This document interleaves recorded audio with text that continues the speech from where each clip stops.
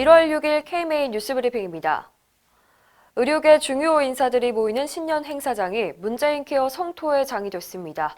지난 3일 프레스센터에서 열린 의료계 신년 할애에서 최대집 회장은 2년 전 의사들이 우려했던 대로 필수 의료와 의료 전달 체계가 붕괴되고 건강보험 재정이 위기에 처해 있다고 말했습니다. 따라서 올해는 의료계의 합리적인 주장이 힘을 얻을 것이라고 강조했습니다. 이날 참석한 황교안 자유한국당 대표 역시 건보 재정에 빨간불이 켜졌다며 국민 건강과 직결되는 의료 분야는 소 잃고 외양간 고치는 일이 있어서는 안 된다고 지적했습니다. 자유한국당 박인숙 의원도 의사들의 우려보다 더 빨리 문케어의 부작용이 나타나고 있다면서 이제라도 전문가 목소리에 귀를 기울여야 한다고 말했습니다. 하지만 정부는 이 같은 우려에 신경 쓰지 않겠다는 입장입니다.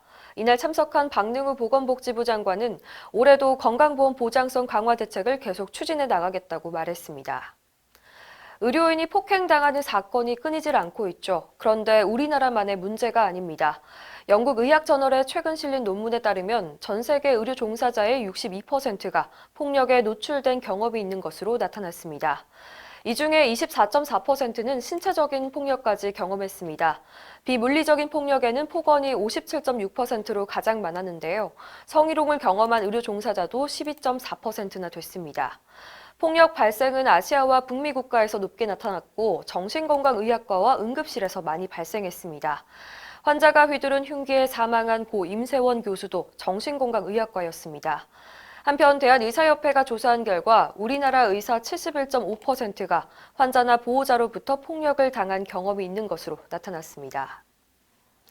우리나라 국민 대부분은 공익을 위해서라면 자신의 건강 정보를 제공할 생각이 있는 것으로 나타났습니다. 산업연구원이 성인 남녀 500명을 대상으로 조사한 결과 응답자의 80%가 보건의료 정보의 소유권은 각 개인에게 있다고 답했습니다.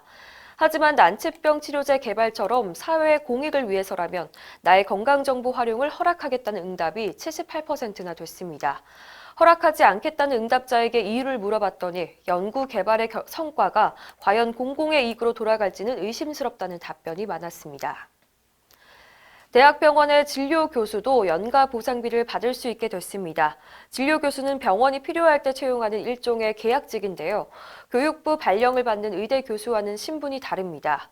최근 중부지방고용노동경기지청은 진료 교수들에게 연가 보상비를 지급해야 한다고 결정했습니다.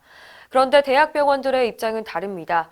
현실적으로 진료 교수도 정식 교수와 똑같은 대우를 받고 있기 때문에 일반 근로자처럼 연가 보상비까지 받겠다는 건 모순이라는 겁니다.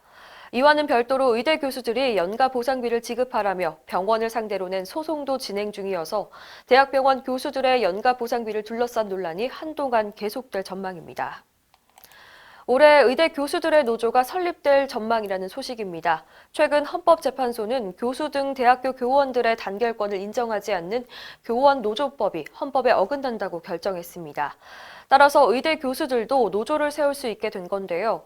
오는 3월 31일을 기점으로 전국 대학의 교수 노조가 본격화될 것이라는 전망입니다. 다만 교수 노조와 관련된 세부 사항은 법으로 규정해야 하기 때문에 법 개정까지는 시일이 걸릴 것으로 보입니다. 특히 의대 교수들은 교육자와 근로자의 이중적인 지위를 갖고 있어서 별도의 논의가 필요하다는 지적도 있습니다.